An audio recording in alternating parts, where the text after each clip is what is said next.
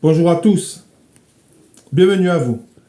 Gloire à Dieu, gloire au Père, au Fils et au Saint-Esprit, comme il était au commencement, maintenant et pour les siècles des siècles. Amen. Dieu Tout-Puissant, au nom de ton Fils, notre Seigneur Jésus-Christ, nous te prions et nous te demandons de nous pardonner. Pardonne-nous nos offenses, comme nous aussi nous pardonnons à ceux qui nous ont offensés, et délivre-nous du malin. Délivre-nous de tout mal, Père éternel, au nom de ton Fils, notre Seigneur Jésus-Christ.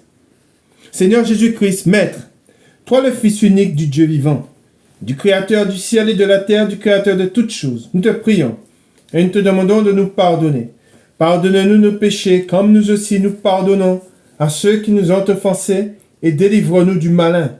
Délivre-nous de tout mal, Seigneur Jésus-Christ. Esprit Saint, Esprit Consolateur, fortifie-nous, affermis-nous et restaure-nous. Et conduis-nous sur la voie droite qui mène jusqu'à notre Seigneur Jésus-Christ et jusqu'au Dieu le Père. Amen. Nous allons maintenant faire la prière que notre Seigneur Jésus-Christ, notre Maître, nous a enseignée. Et nous disons, Notre Père qui es aux cieux, que ton nom soit sanctifié, que ton règne vienne, que ta volonté soit faite sur la terre comme au ciel. Donne-nous aujourd'hui notre pain quotidien. Pardonne-nous nos offenses, comme nous aussi nous pardonnons à ceux qui nous ont offensés, et ne nous induis pas en tentation, mais délivre-nous du malin, car c'est à toi qu'appartiennent dans tous les siècles le règne, la puissance et la gloire. Amen. Nous allons maintenant faire la lecture du psaume 92. Louange et prospérité du juste.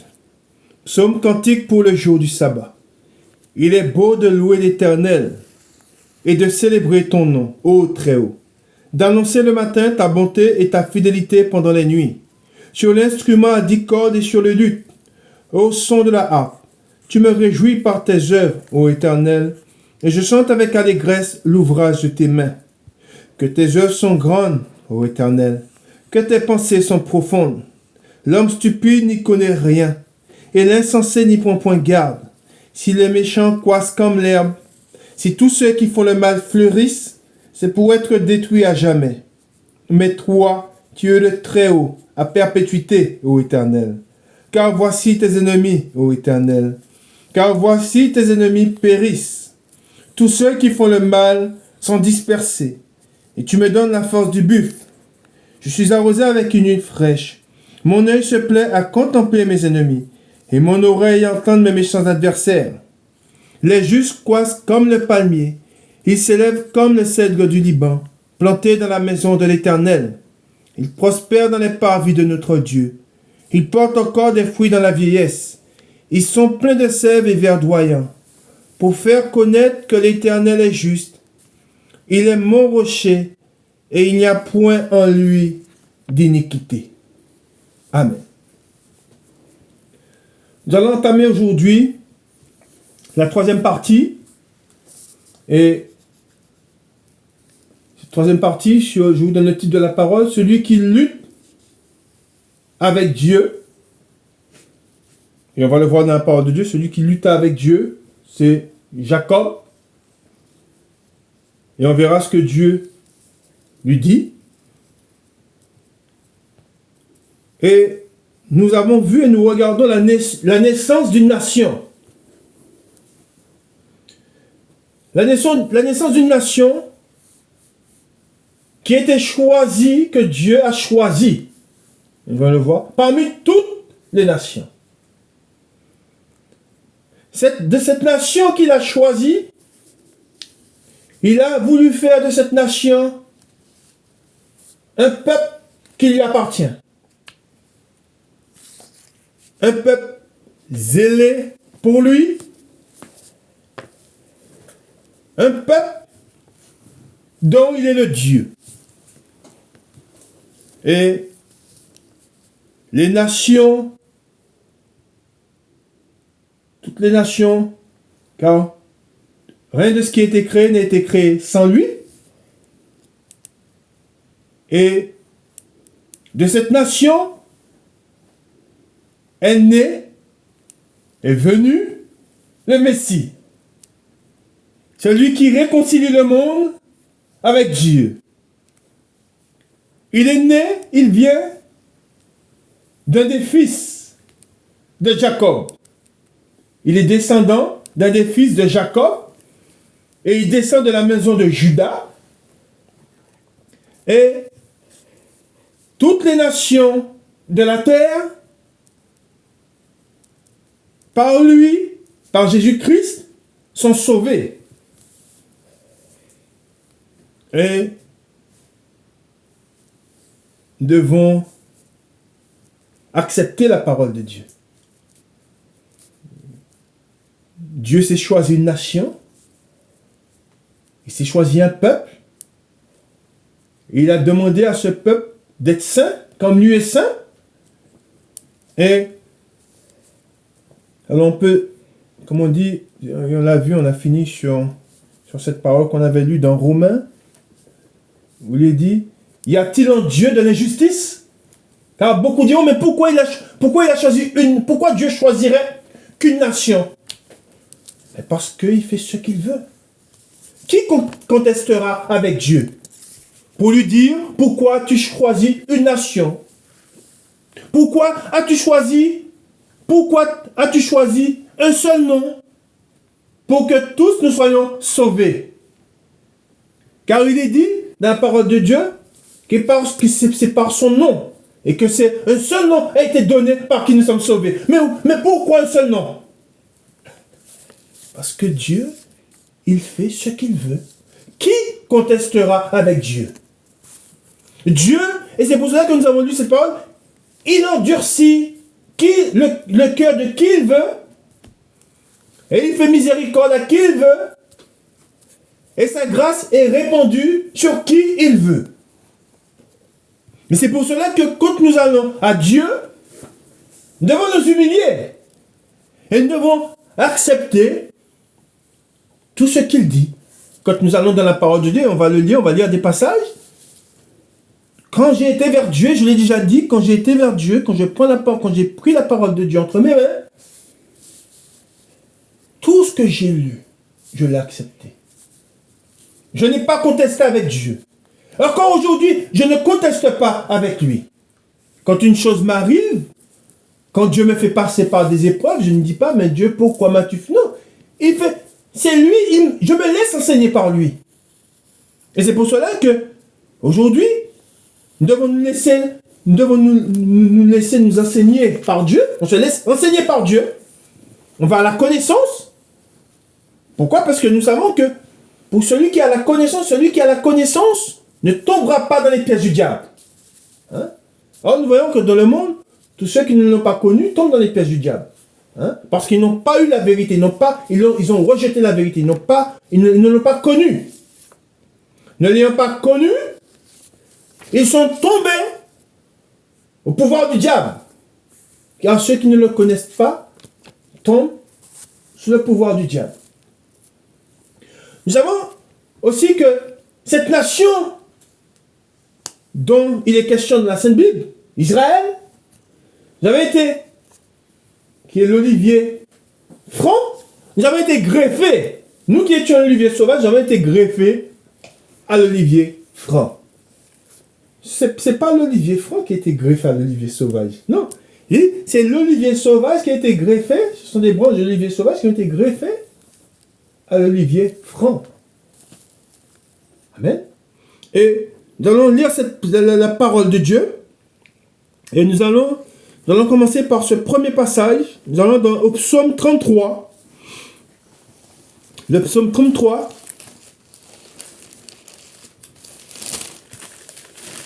Et nous allons voir qu'il s'est choisi un peuple. Parmi tous les peuples, il s'est choisi une nation. Et nous lisons le psaume 33, le verset 10. L'Éternel renverse les desseins des nations. Il anéantit les projets des peuples. Les desseins de l'Éternel subsistent à toujours. Amen. Et les projets de son cœur de génération en génération. Au 12. Heureuse la nation dont l'Éternel est le Dieu. Heureux le peuple qu'il a choisi pour son héritage. Amen. Il n'est pas dit les peuples. Hein? Heureux le peuple. Amen. Il s'est choisi un peuple. Et de ce peuple est venu le Messie. Amen. Le Messie vient d'un peuple que Dieu a choisi. Le Messie n'est pas venu d'Inde. Le Messie n'est pas venu du Pakistan ou des États-Unis ou d'une autre nation. Le Messie est venu de la nation d'Israël. On va le voir, on va voir ce qu'il dit. Il est venu d'un peuple. Et de ce peuple, la grâce de Dieu, c'est une grâce que Dieu a donnée au monde, c'est répandu sur toutes les autres nations. Amen. Ensuite, il dit, l'Éternel regarde du haut des cieux, il voit tous les fils de l'homme. Amen. Gloire à Dieu. Il voit tous les fils de l'homme. Ensuite, nous continuons dans la parole de Dieu. On se rappelle quand Jésus parlait avec la Samaritaine. Il parlait avec la Samaritaine. En l'absence, les disciples s'étaient absentés. Il entretenait avec la Samaritaine à côté du puits. Et il dit cette parole à la Samaritaine. Vous adorez ce que vous ne connaissez pas. Nous adorons ce que nous connaissons. Car le salut vient des Juifs. Amen. Elle dit, le salut vient des Juifs. C'est une nation qui est bénie. C'est une nation qui a été choisie de Dieu. Car si je vis, et si j'ai été racheté de mes péchés, si j'ai été réconcilié avec Dieu, celui qui m'a réconcilié avec Dieu vient des Juifs. Amen. C'est par lui que le monde est sauvé. Quand je dis que le monde est sauvé, c'est que toutes les nations, en passant par lui, sont sauvées. Amen. C'est par lui et par lui seul. Amen. Nous continuons dans la parole de Dieu. Nous allons dans Deutéronome. Et ensuite, nous allons reprendre le cours sur la naissance d'une nation. Deutéronome au chapitre 7. Et ensuite, nous allons continuer à voir la naissance d'une nation. Ensuite, mais avant, nous allons lire ce passage. Nous voyons encore ce que Dieu a dit à Israël. Ordre de détruire les Cananéens et leurs idoles. Le titre. Lorsque l'Éternel, ton Dieu, t'aura fait entrer dans le pays dont tu vas prendre possession, et qu'il chassera devant toi beaucoup de nations, les Hétiens, les Girgasiens, les Amoréens, les Cananéens, les Phérésiens, les Héviens et les Jébusiens. Cette nation, plus nombreuse et plus puissante que toi. Lorsque l'Éternel, ton Dieu, te les aura livrés et que tu les auras battus, tu les dévoreras par interdit. Tu ne traiteras point d'alliance avec elles et tu ne leur feras point grâce. Tu ne contracteras point de mariage avec ces peuples. Amen. Tu ne donneras point tes filles à leurs fils, et tu ne prendras point leurs filles pour tes fils, car ils détourneraient de moi tes fils, qui serviraient d'autres dieux. Et la colère de l'Éternel s'enflammerait contre vous. il te détruirait promptement. Voici au contraire comment vous agirez à leur égard. Vous renverserez leurs autels, vous briserez leurs statues, vous abattrez leurs idoles, et vous brûlerez au feu leurs images taillées. Car tu es un peuple saint pour l'Éternel ton Dieu. L'Éternel ton Dieu t'a choisi pour que tu sois un peuple qui lui appartienne. Amen. Et on dit, il s'est choisi un peuple qui lui appartient. Ensuite, il dit, entre tous les peuples qui sont sur la face de la terre. Amen. Ensuite, il dit, ce n'est point parce que vous surpassez en nombre tous les peuples que l'Éternel s'est attaché à vous et qui vous a choisi, car vous êtes le moindre de tous les peuples. Mais parce que l'Éternel vous aime, parce qu'il a voulu tenir le serment qu'il avait fait à vos pères, l'Éternel vous a fait sortir par sa main puissante, vous a délivré de la maison de servitude, de la main de Pharaon, roi d'Égypte. Sache donc que c'est l'Éternel, ton Dieu, qui est Dieu. Ce Dieu fidèle garde son alliance et sa miséricorde jusqu'à la 1000e génération envers ceux qui l'aiment et qui observent ses commandements. Mais il use directement de représailles envers ceux qui le haïssent et il les fait périr. Il ne diffère point envers celui qui le hait. Il use directement de représailles. Ainsi, observe les commandements, les lois et les ordonnances que je te prescris aujourd'hui et mets-les en pratique. Amen.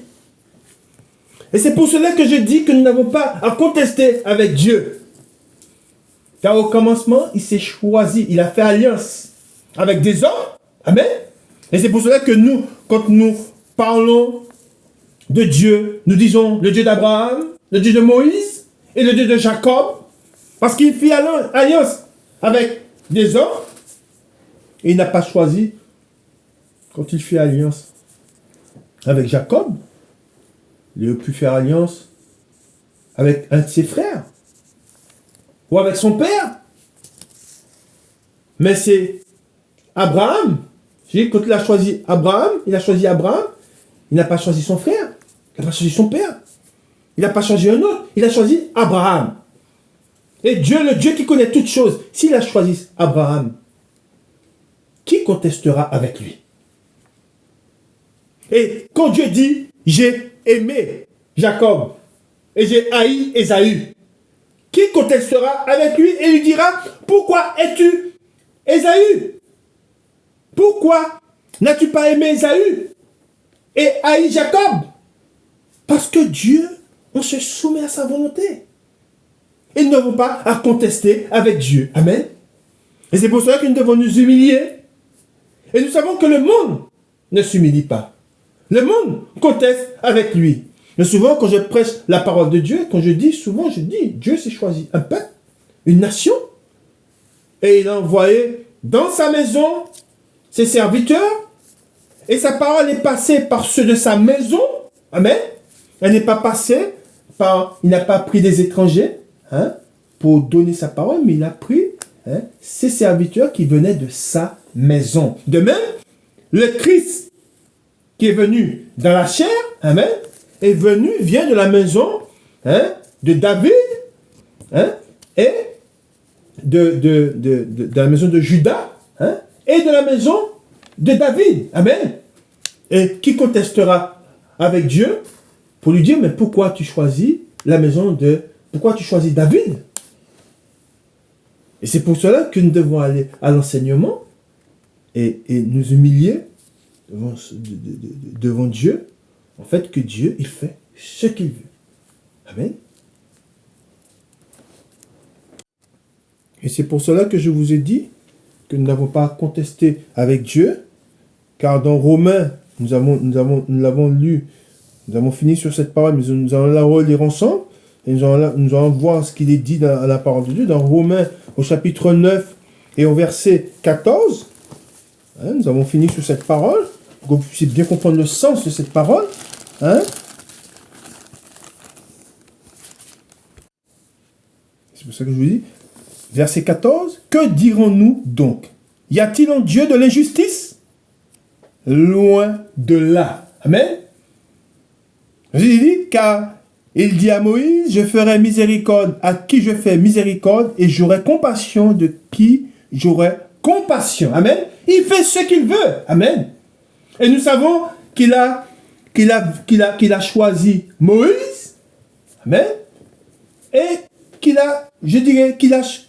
s'est tourné, qu'il a endurci le cœur de Pharaon afin que sa gloire puisse éclater. Amen. Il a endurci le cœur de Pharaon et il a choisi Moïse, son serviteur. Amen. Alors, la dernière fois que nous avons fait la lecture, nous avons fini sur les femmes de Jacob. Maintenant, nous allons voir les enfants. Ses enfants. Tous les enfants qu'il a eus avec ses femmes. Quand je dis ses femmes, voilà. Vous lisez. Et quand on lit, on sait qu'il avait choisi une, qu'il en aimait une, même par ruse. Hein. Il se retrouvait, hein, parce que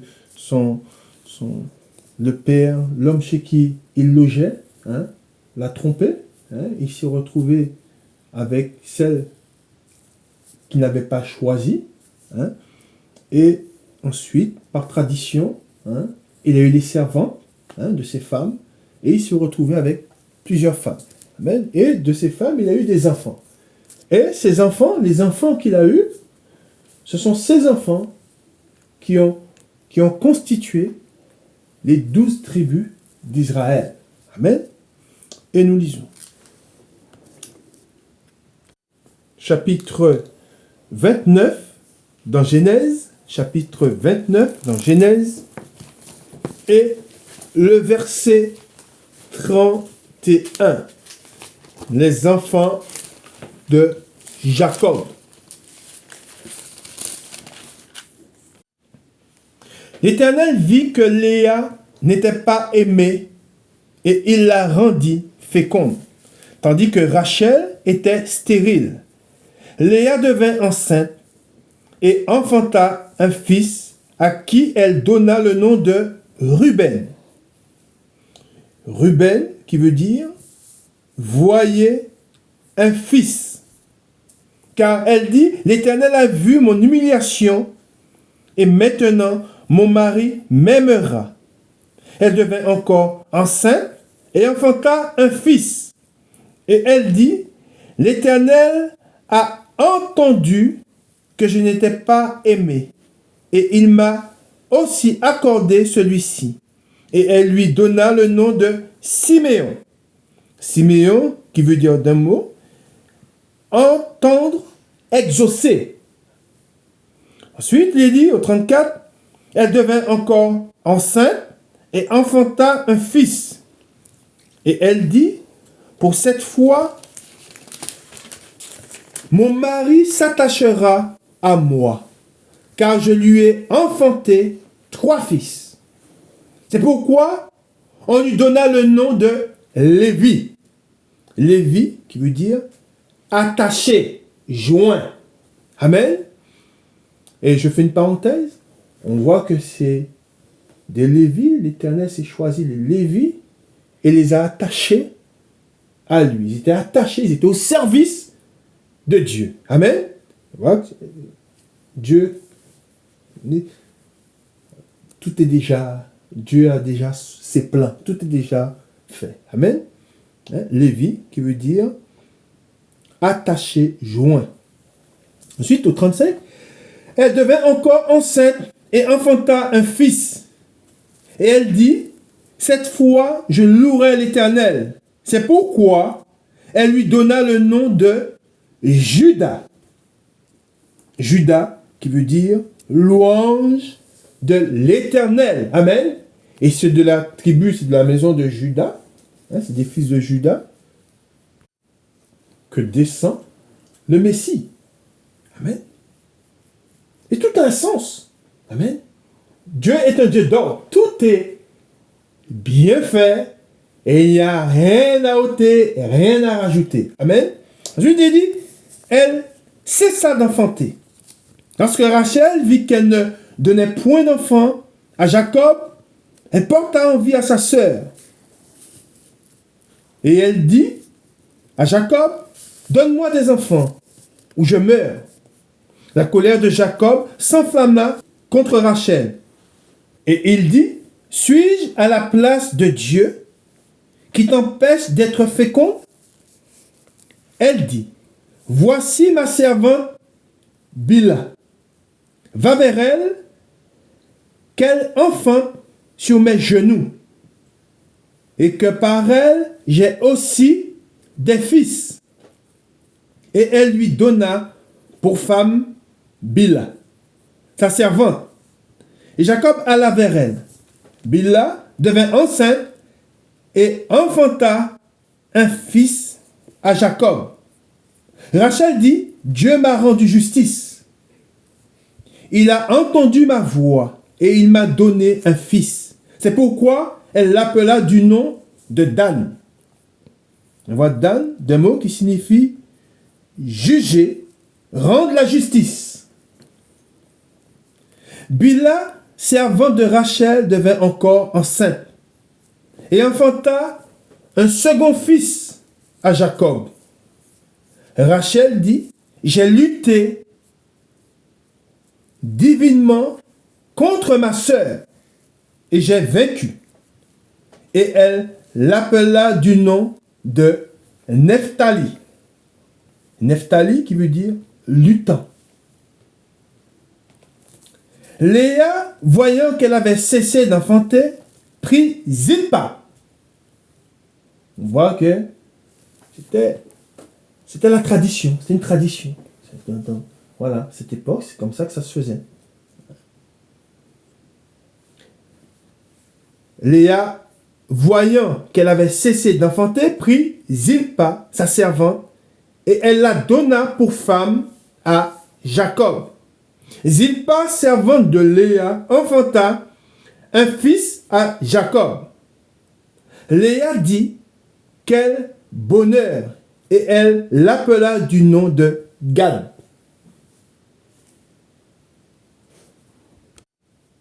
Gad, qui veut dire bonheur. Zilpa, servante de Léa, enfanta un second fils à Jacob. Léa dit que je suis heureuse, car les filles me diront heureuse. Et elle l'appela du nom d'Azer. D'Azer qui veut dire heureux. Ruben sortit au temps de la moisson des blés et trouva des mandragores dans les champs.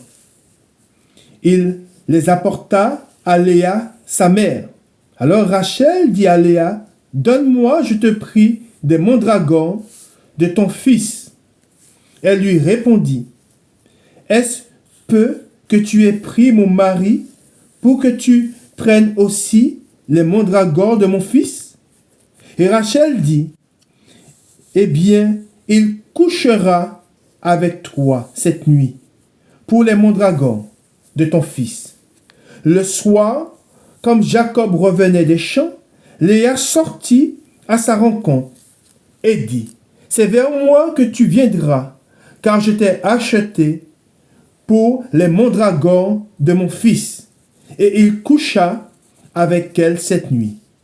Dieu exauça Léa, qui devint enceinte, et enfanta un cinquième fils à Jacob. Léa dit, Dieu m'a donné mon salaire parce que j'ai donné ma servante à mon mari. Et elle l'appela du nom d'Issachar. Issachar, qui veut dire salaire, récompense. Léa devint encore enceinte et enfanta un 6e fils à Jacob. Léa dit, Dieu m'a fait un beau don. Cette fois mon mari habitera avec moi, car je lui ai enfanté 6 fils. Et elle l'appela du nom de Zabulon. Zabulon qui veut dire habitation. Ensuite, elle enfanta une fille qu'elle appela du nom de Dina. Dina qui veut dire jugement. Dieu se souvint de Rachel et il l'exauça et il la rendit féconde. Elle devint enceinte et enfanta un fils et elle dit, Dieu a enlevé mon opprobre et elle lui donna le nom de Joseph en disant que l'Éternel m'ajoute un autre fils. Et Joseph qui veut dire qu'il ajoute. Amen. Gloire à Dieu. Gloire au Père, au Fils et au Saint-Esprit, comme il était au commencement, maintenant et pour les siècles des siècles. Amen. Nous avons lu les fils de Jacob. Ses femmes lui ont donné. Nous avons vu 11 fils. Il y a 11 fils. Nous allons voir qu'il y a un 12e. Mais avant de voir le 12e fils, nous allons lire un passage où Jacob rencontra Dieu. Nous allons lire ce passage, car c'est un fait très important dans la vie de Jacob. Sa vie a changé, car il a rencontré Dieu. De même que nous, quand nous avons rencontré Dieu, notre vie, elle a changé. Il y a eu la nouvelle naissance, il y a eu le baptême, et pour d'autres, il y a eu le baptême dans le Saint-Esprit. Et c'est là, nous sommes nés d'eau et d'esprit. Amen. Et Dieu nous a changés. Et de même que nous avons été changés au moment de notre rencontre avec Dieu, nous allons voir que cela a aussi changé Jacob. Il y a quelque chose qui a changé. Nous allons voir ce qui a changé chez Jacob. Amen. Nous allons dans Genèse au chapitre 32. Genèse au chapitre 32. Et nous lisons à partir du verset 24. Jacob à Péniel. Jacob demeura seul. Alors, un homme lutta avec lui jusqu'au lever de l'aurore. Voyant qu'il ne le maîtrisait pas, cet homme le frappa à l'emboîture de la hanche. Et l'emboîture de la hanche de Jacob se démit pendant qu'il luttait avec lui. Il dit, laisse-moi aller, car l'aurore se lève.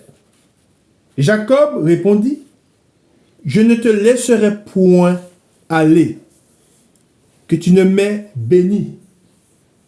Et il lui dit, quel est ton nom? Et il répondit, Jacob. Il dit encore, ton nom ne sera plus Jacob, mais tu seras appelé Israël. Amen.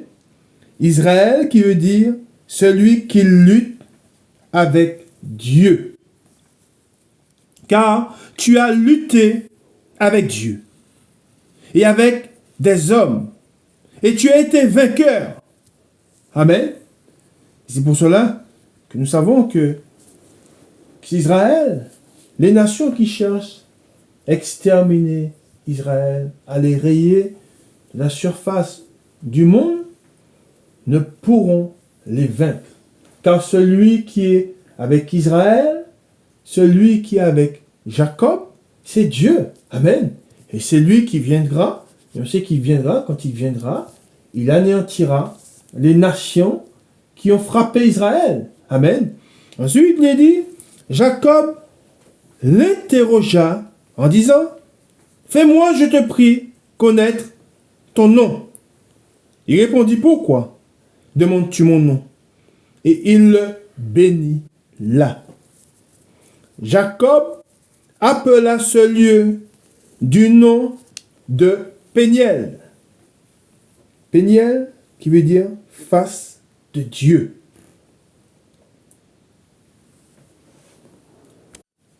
Car, dit-il, j'ai vu Dieu face à face, et mon âme a été sauvée. Le soleil se leva lorsqu'il passa Péniel. Jacob boitait de la hanche. C'est pourquoi, jusqu'à ce jour, les enfants d'Israël ne mangent point le tendon qui est à l'emboîture de la hanche, car Dieu frappa Jacob à l'emboîture de la hanche au tendon. Amen. Gloire à Dieu. Amen. Et là, nous avons vu comment Jacob fut appelé par Dieu lui-même, Israël, car il dit, celui qui lutte avec Dieu. Amen. Et c'est de là qu'ensuite, Jacob, on l'appela Jacob, mais on l'appelle aussi Israël. Et ses fils, ceux des 12 tribus, ont gardé ce nom, Israël, qui est venu, qui était le nom qui a été donné par Dieu à un homme. Et ensuite, c'est un nom qu'a gardé sa nation, ses enfants, ses descendants. Amen. Et nous lisons une deuxième partie qu'on rattache à la partie que nous venons de lire, où nous lisons, c'est dans le chapitre 33, à partir du verset 17, nous lisons, Jacob arrive à Canaan. Jacob partit pour Sukkot. Il bâtit une maison pour lui et il fit des cabanes pour ses troupeaux. C'est pourquoi l'on appela ce lieu du nom de Sukkot. À son retour de Padam Aram, Jacob arriva heureusement à la ville de Sichem, dans le pays de Canaan. Et il campa devant la ville. Il acheta la portion du champ où il avait dressé sa tente des fils de Hamor, père de Sichem, pour 100 késitas. Et là, il éleva un autel qu'il appela El Elohe Israël. Amen. Et qui veut dire El Elohe Israël, qui veut dire Dieu, le Dieu d'Israël. Amen. Et c'est pour cela que quand nous parlons de Dieu, quand nous proclamons son saint nom, nous disons le Dieu d'Israël. Amen. Car c'est le Dieu d'Israël, l'unique. Je dis bien, car c'est le Dieu d'Israël, l'unique et le vrai Dieu. Et son nom, c'est l'Éternel. Amen. Et c'est pour cela que nous devons donner la parole de Dieu, donner la vérité. Amen. Alors, nous avons vu la lutte. Maintenant, nous allons voir le dernier fils. Nous savons que Jacob, il a eu 12 fils. Nous avons vu 11. Et nous allons voir le 12e. Amen. Dans Genèse, chapitre 35 et le verset 16. Naissance de Benjamin, mort de Rachel. Il partit de Bethel et il y avait encore une certaine distance jusqu'à Ephrata. Lorsque Rachel accoucha, elle eut un accouchement pénible. Et pendant les douleurs de l'enfantement, la sage-femme lui dit, « Ne crains point, car tu as encore un fils. Et comme elle allait rendre l'âme, car elle était mourante, elle lui donna le nom de Ben-Oni. Ben-Oni qui veut dire fils de ma douleur. Mais le père l'appela Benjamin. Benjamin qui veut dire fils de ma droite. Rachel mourut et elle fut enterrée sur le chemin d'Ephrata, qui est Bethléem. Amen. Et Bethléem nous rappelle, c'est quelle ville Bethléem? La ville où est né le Christ. Amen. Il est né à Bethléem. Ensuite, il est dit, Jacob éleva un monument sur son sépulcre. C'est le monument du sépulcre de Rachel qui existe encore aujourd'hui. Amen. Alors nous continuons dans la parole de Dieu. Nous avons vu les fils de Jacob. Entre-temps, on va lire un passage. On verra qu'entre-temps, Jacob, parmi ses 12 fils, un fut vendu par ses frères. Et il arriva en Égypte. Et de là, après plusieurs années, Jacob sut que ce fils était vivant. Il s'est passé plein de choses. Je vous invite à lire les faits bibliques sur la généalogie de Jacob. Et là, on verra, là, ce qu'on va lire, c'est l'arrivée, après tous ces événements, après que ce fils fut vendu par ses frères, on verra, on va lire l'arrivée de Jacob en Égypte. Comment il est arrivé en Égypte. Amen. Et combien qu'ils étaient. Nous allons dans Genèse au chapitre 46, et nous lisons à partir du verset 26.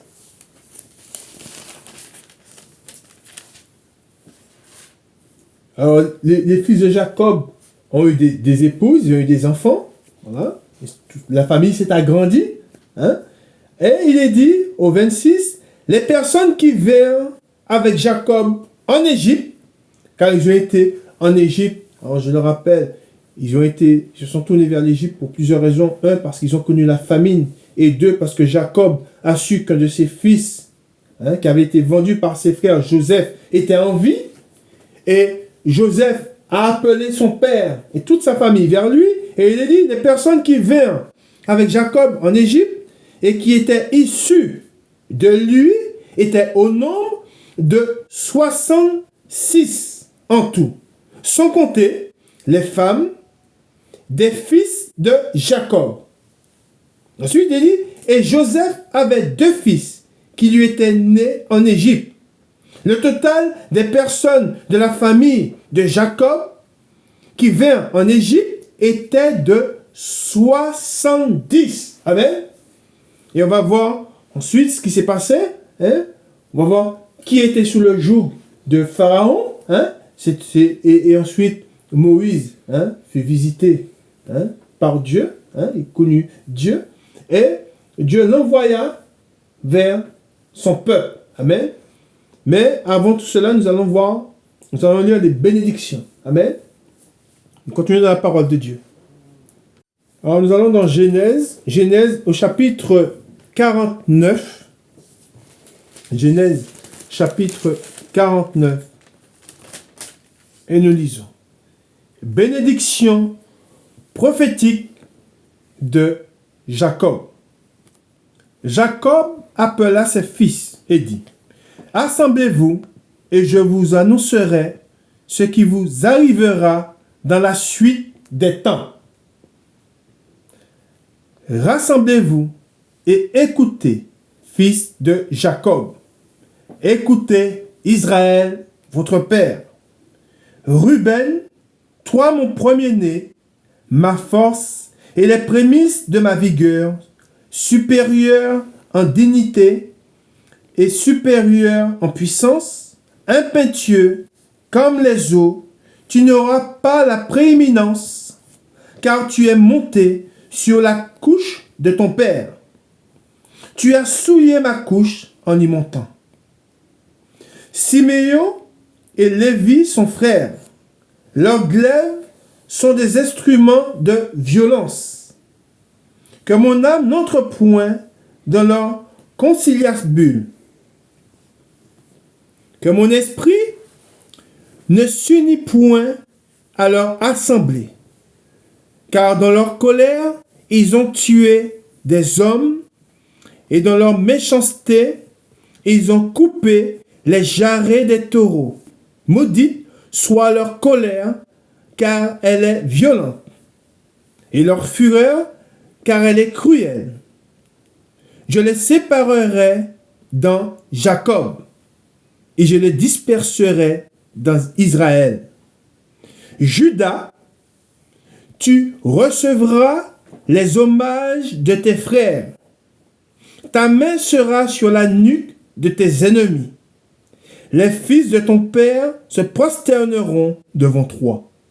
Judas est un jeune lion. Tu reviens du carnage, mon fils. Il ploie les genoux. Il se couche comme un lion, comme une lionne. Qui le fera lever? Le sceptre ne s'éloignera point de Judas, ni le bâton souverain d'entre ses pieds, jusqu'à ce que vienne le Shilo. Et le Shilo veut dire celui à qui appartient le sceptre, le Messie, Christ. C'est cela que de la maison de Judas vient de Christ. Amen. Ensuite, il dit, et que les peuples lui obéissent. Il attache à la vigne son âne, et au meilleur sceptre le petit de son ânesse.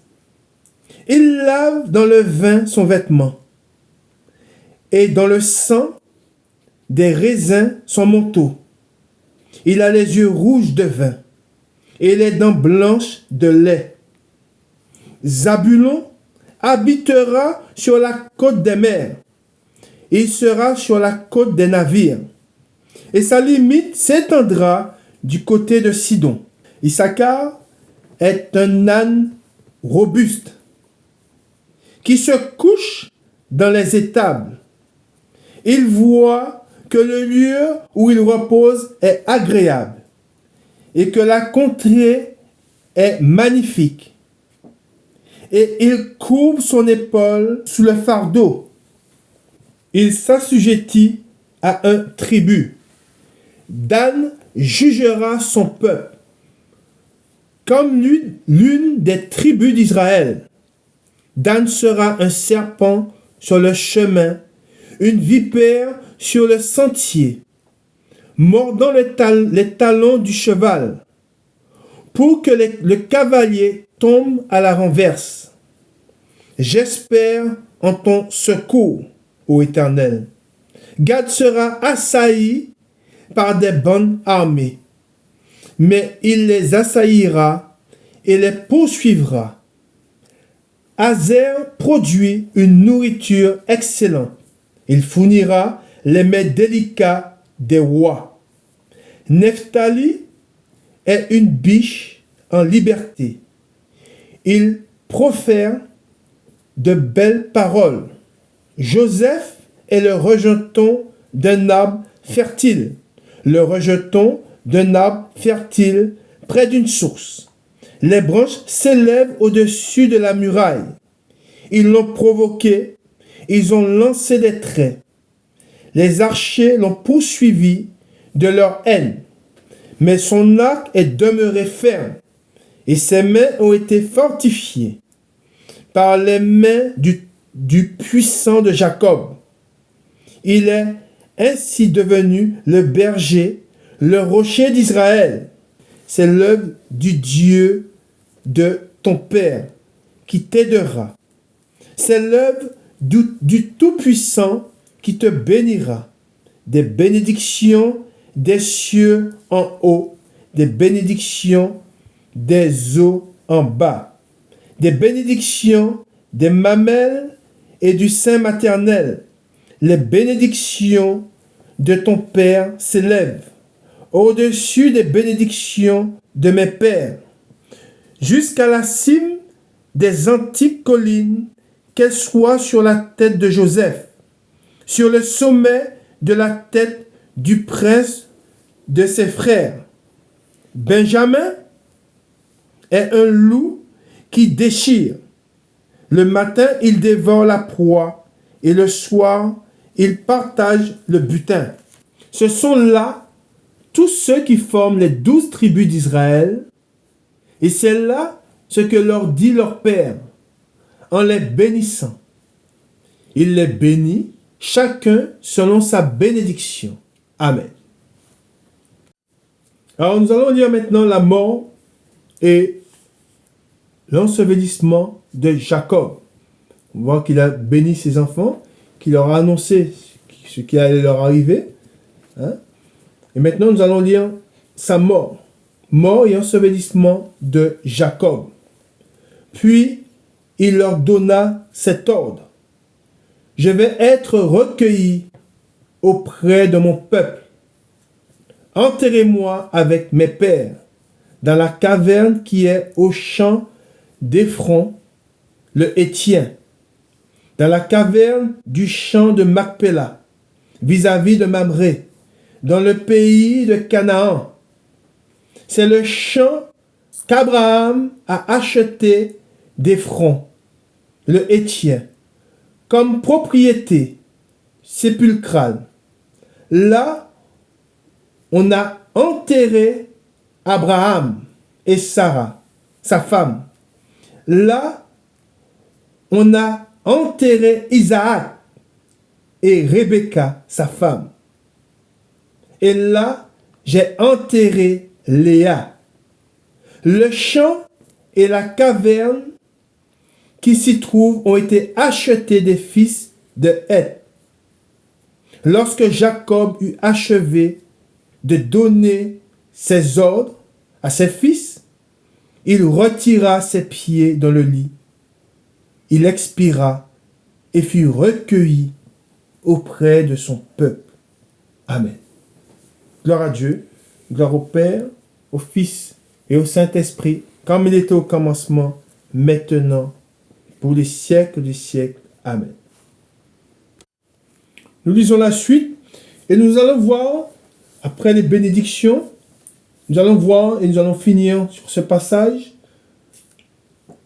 comment Israël se fut multiplié en Égypte et comment leurs enfants ont prospéré et sont devenus nombreux, se sont multipliés en Égypte. Nous lisons l'Exode. Nous allons l'Exode, chapitre 1, et nous lisons à partir du verset 7. Les enfants d'Israël furent féconds et multiplièrent, ils s'accrurent et devinrent de plus en plus puissants. Et le pays en fut rempli. Il s'éleva sur l'Égypte un nouveau roi, qui n'avait point connu Joseph. Il dit à son peuple, voilà, les enfants d'Israël qui forment un peuple plus nombreux et plus puissant que nous. Allons, montrons-nous habiles à son égard, empêchons qu'il ne s'accroisse et que s'il survient une guerre, il ne se joigne à nos ennemis pour nous combattre et sortir ensuite du pays. Et l'on établit sur lui des chefs de corvée, afin de l'accabler de travaux pénibles. C'est ainsi qu'il bâtit les villes de Pithom, de Ramsès, pour servir de magasin à Pharaon. Mais plus on l'accablait, plus il multipliait et s'accroissait. Et l'on prit en aversion les enfants d'Israël. Alors les Égyptiens réduisirent les enfants d'Israël à une dure servitude. Amen. Gloire à Dieu. Gloire au Père, au Fils et au Saint-Esprit, comme il était au commencement, maintenant et pour les siècles des siècles. Amen. Et c'est cette génération qui a été asservie, qui a été dominée par un roi qui n'avait pas connu Joseph. C'est cette génération, c'est de cette génération qu'est sorti Moïse pour libérer le peuple d'Israël. Amen.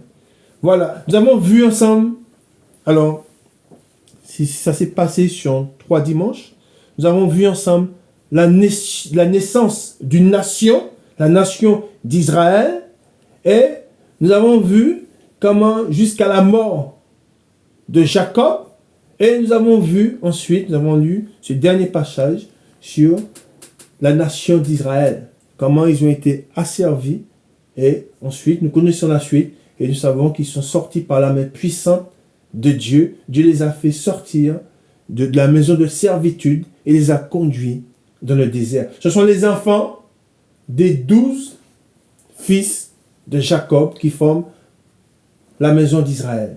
Amen. Que le Seigneur vous bénisse et qu'il vous garde et que la parole de Dieu soit gravée dans votre cœur afin de repousser les traits enflammés du diable. Amen. Que le Seigneur vous bénisse. Amen.